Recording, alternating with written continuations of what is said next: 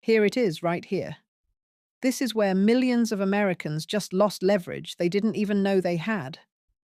I'm watching Trump slap a 10% tariff on Canadian energy, thinking he's squeezing Canada for cash. And what actually happens?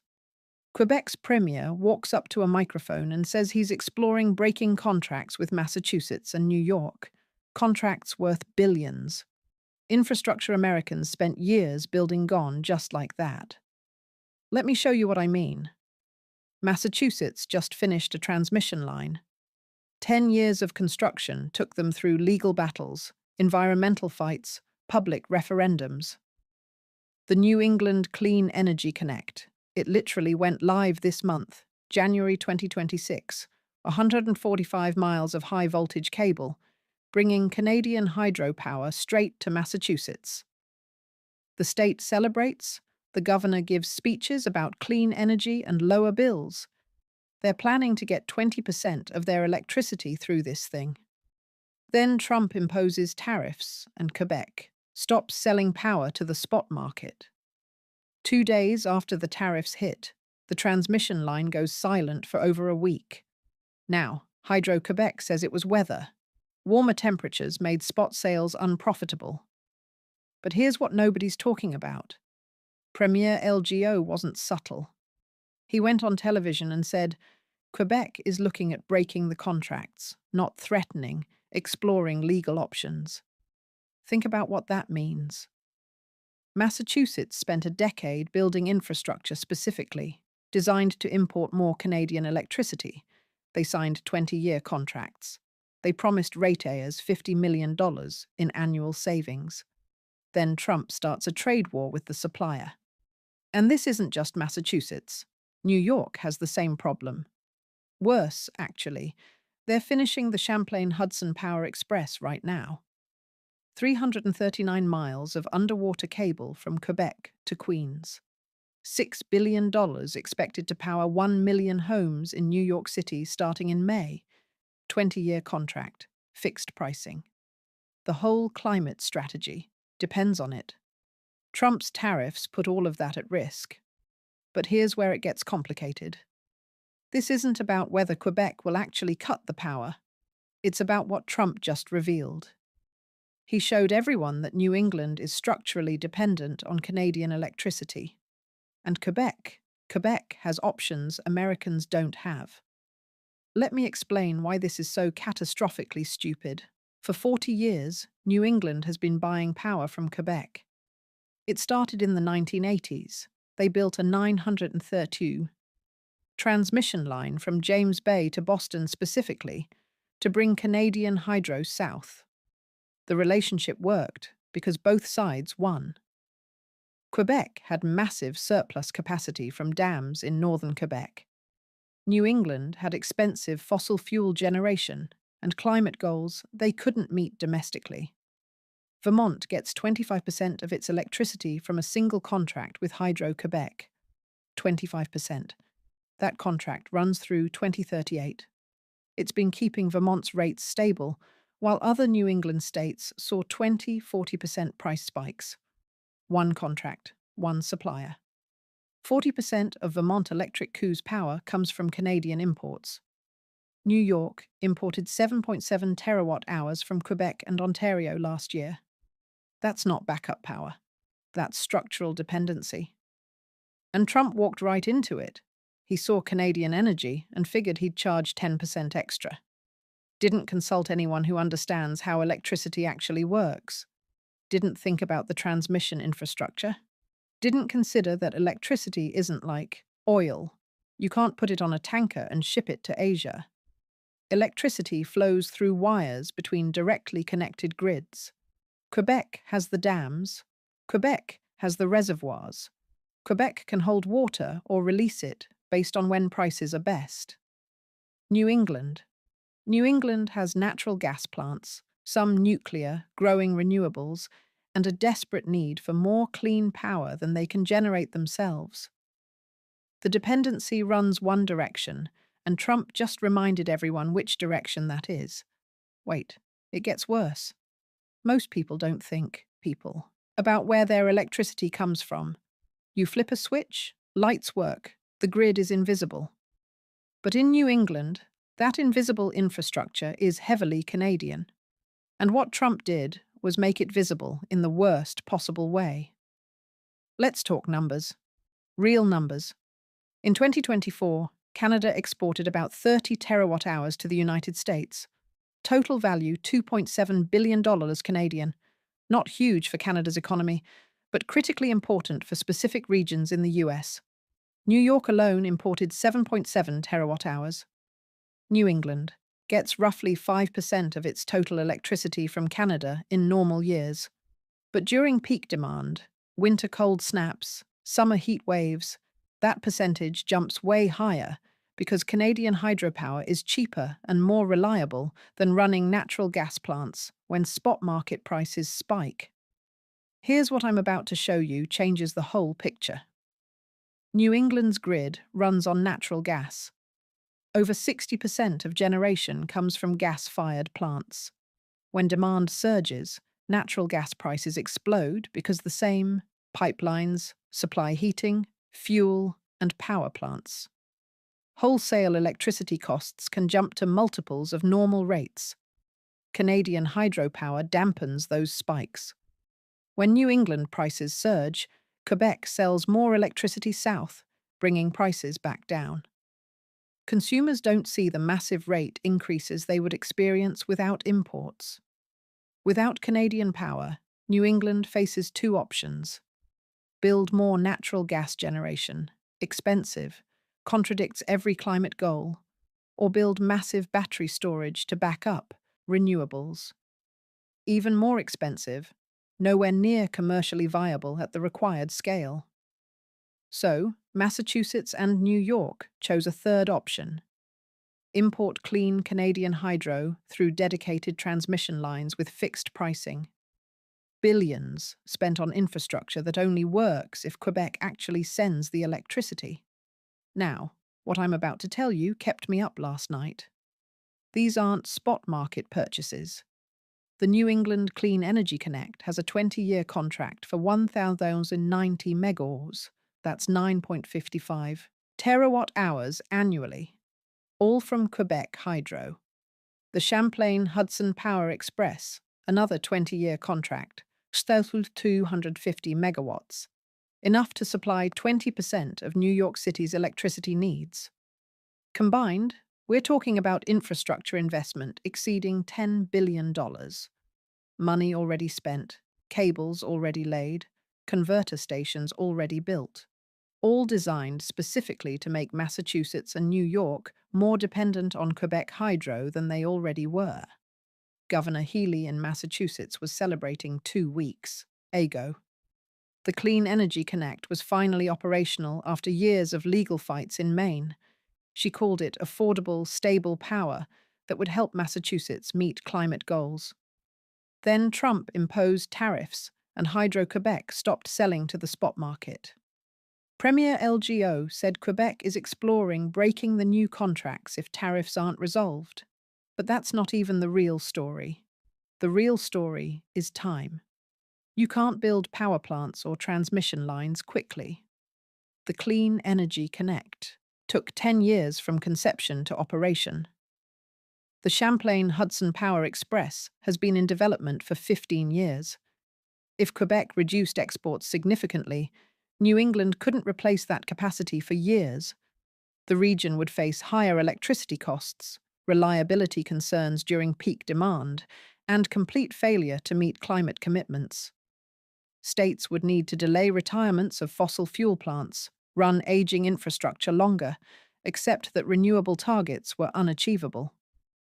The political consequences would be immediate. Voters already angry about energy costs would see prices rise further. Climate advocates would watch emissions increase. Businesses with clean energy commitments would question whether these states could deliver on promises that attracted their investments. And the leverage wouldn't disappear. Even if Trump backed down tomorrow, the precedent is set. Quebec now knows it can threaten American energy security. Future negotiations over trade, environmental policy, water rights, anything crossing the border, will happen with both sides aware that Quebec controls electricity supplies northeastern states desperately need. Here's what nobody's talking about. Quebec doesn't need American markets the way Alberta needs them for oil. Electricity doesn't work like oil. Quebec can sell power to Ontario. They can hold water in reservoirs. They can wait for better prices. The flexibility is asymmetric. Premier Legault was careful to distinguish between Trump and ordinary Americans. He said repeatedly, his issues were with Washington, not with Massachusetts or New York residents. But he also made crystal clear that Quebec would protect its own interests. This is the part that changes everything. Trump thought Canadian energy dependence was one-directional. The United States imports oil and natural gas from Canada. Therefore, Canada needs American markets. That's true for oil. It's absolutely wrong for electricity. And what just happened proves it.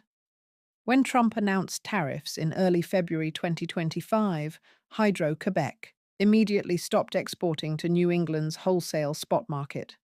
The main transmission line went silent. For over a week, no power flowed south. They claimed it was weather-related. Warmer temperatures made sales less profitable, but the timing was impossible to ignore.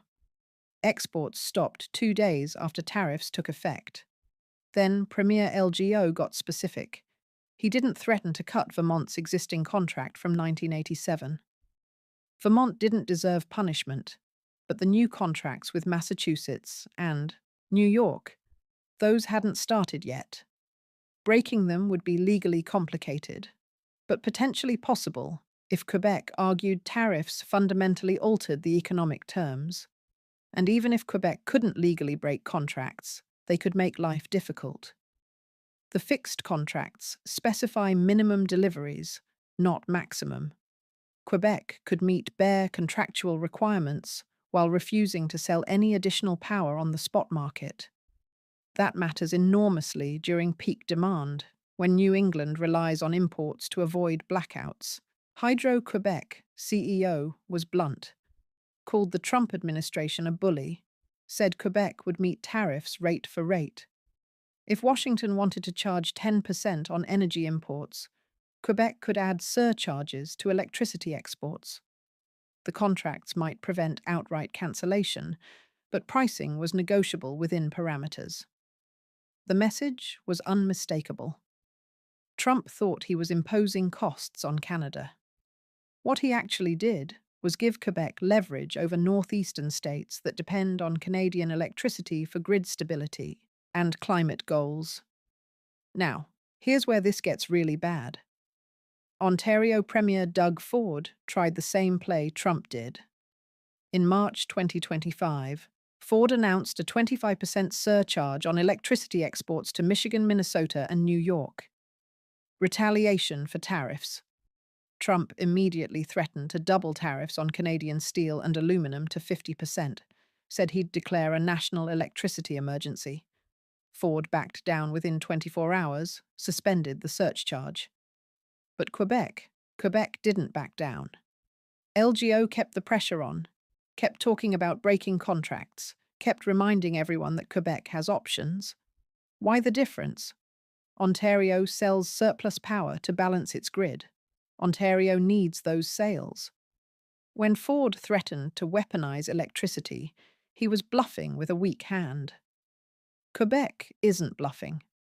Quebec has long-term contracts, fixed pricing, dedicated transmission infrastructure that Americans built specifically to import Quebec power. The leverage is real. And here's what I think Trump missed entirely. The economic impact on Quebec if they reduced exports, not catastrophic. Hydro-Quebec earned $3 billion from U.S. exports in 2023. Meaningful income for the provincial government. But Quebec's economy doesn't depend on it. If Quebec reduced electricity exports to New England by 30%, that's roughly 800 megawatts of lost capacity. New England would need to replace that with more expensive natural gas generation during peak periods. Wholesale electricity costs would rise. Ratepayers would see higher bills. Climate emissions would increase as fossil fuel plants ran more frequently. Quebec, the province would lose export revenue, but could sell power to Ontario or hold it in reservoirs. The flexibility is asymmetric. New England needs Quebec more than Quebec needs New England. What makes Quebec's position even stronger is what Americans built. Massachusetts spent a decade and massive political capital getting the Clean Energy Connect approved. They fought environmental groups. They fought fossil fuel companies who didn't want competition. They fought Maine residents who didn't want transmission lines through pristine forest. They won all those battles, built the infrastructure, signed the contracts, and then Trump started a trade war with their supplier. New York's situation is identical. The Champlain Hudson Power Express is finishing construction right now, expected operational in May 2026. $6 billion buried underwater through Lake Champlain and the Hudson River to avoid environmental opposition. 20-year contract for fixed pricing. Governor Hochul has been promoting this as critical infrastructure for New York's climate goals. The state needs to hit 70% renewable electricity by 2030. Without Canadian hydro, that target becomes nearly impossible to reach. Offshore wind is delayed. Solar deployment is slowed by grid constraints. The Champlain Hudson line was supposed to deliver firm, around-the-clock electricity. Now it's a liability because Trump gave Quebec the ability to threaten it. But wait, there's something even worse I haven't told you yet. The immediate crisis was diffused. Trump paused many Canadian tariffs temporarily. Quebec hasn't followed through on threats to break contracts. The Clean Energy Connect is operational and delivering power as contracted. The Champlain Hudson line is still on schedule for May, but the damage is done. The trust that allowed 40 years of electricity cooperation is fundamentally shaken. Premier LGO said it explicitly. Quebec can never trust. The United States the same way again. That's not rhetoric. That's strategic recalculation. Future energy projects will happen with Quebec keeping options open. Maybe smaller contracts, maybe more flexibility to redirect power to Ontario, maybe less willingness to invest in infrastructure that only benefits American markets. And here's what that means in practice. Massachusetts and New York are stuck. They've already spent billions on transmission lines that only work if Quebec sends electricity. They can't rebuild their energy strategies around different suppliers. Canadian hydropower is the only clean base load option within realistic transmission distance. The result is exactly the opposite of what Trump intended. He wanted to extract money from Canada through tariffs. Instead, he handed Quebec enormous leverage over American states, undermined energy security for millions of people, threatened climate goals that have broad public support, and demonstrated to the world that American trade policy is chaotic and unreliable. Every megawatt of Canadian electricity flowing into New England is now a reminder that Trump created vulnerability where none existed. Quebec always had the option to threaten supply. They just never needed to use it because the relationship worked. Both sides benefited. The cooperation made sense. Trump ended that comfortable assumption, and legal made absolutely certain everyone understood Quebec has options. Options that would leave New England scrambling for power, paying higher prices, burning more fossil fuels, explaining to voters why electricity bills jumped because of a trade war they opposed. Now, I want to show you something that really concerns me: the precedent. This isn't just about electricity. It's about what happens when you make infrastructure a weapon.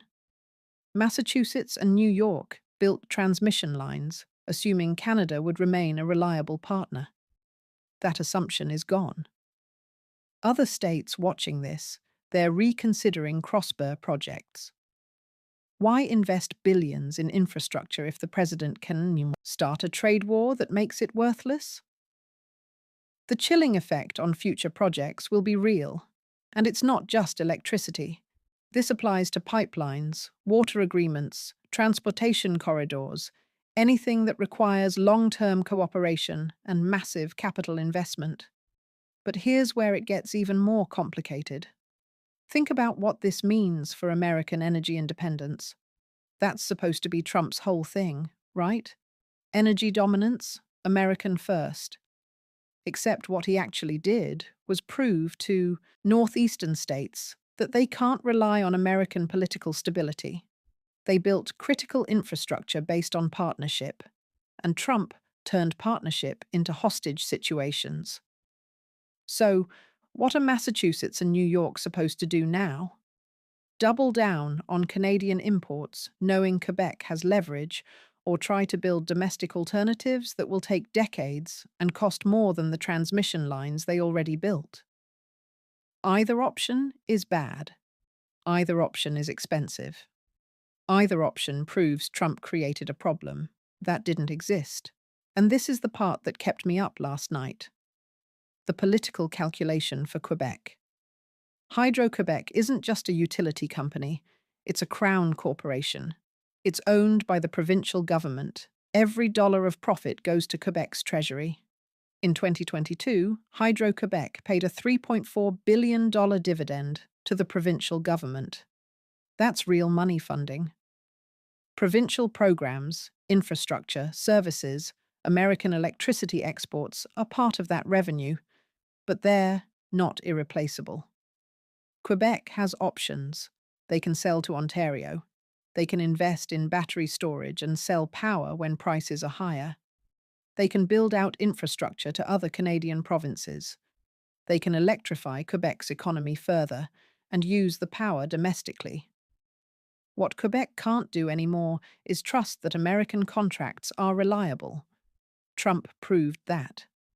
Even with signed agreements, even with billions in sunk infrastructure costs, even with 40 years of successful cooperation, American political leadership can threaten it all on a whim. So Quebec will hedge. And hedging means less commitment to American markets, which means exactly the vulnerability Trump was supposedly trying to avoid. Now, here's what nobody's talking about in the media: the economic ripple effects.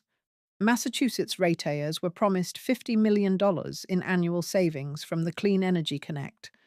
Those savings depend on Quebec actually wanting to sell power at contracted rates.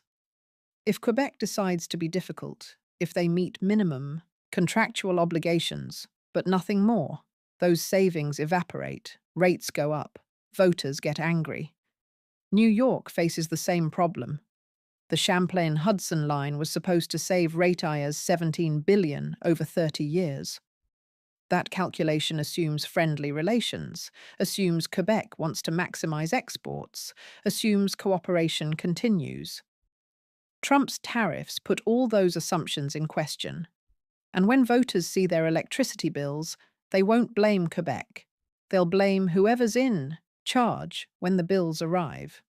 The political consequences extend beyond energy, too. This was supposed to be a climate victory for northeastern states. They were reducing fossil fuel dependency, meeting emissions targets, showing the rest of the country that clean energy transition is possible and affordable. Now that narrative is compromised. Climate goals depend on Quebec's goodwill. Emission reductions depend on foreign electricity that can be threatened. The entire clean energy strategy is vulnerable to trade war, politics. What does that do to public support for climate action? When voters see that going green means depending on Canada and depending on Canada means vulnerability to Trump's trade wars, support weakens.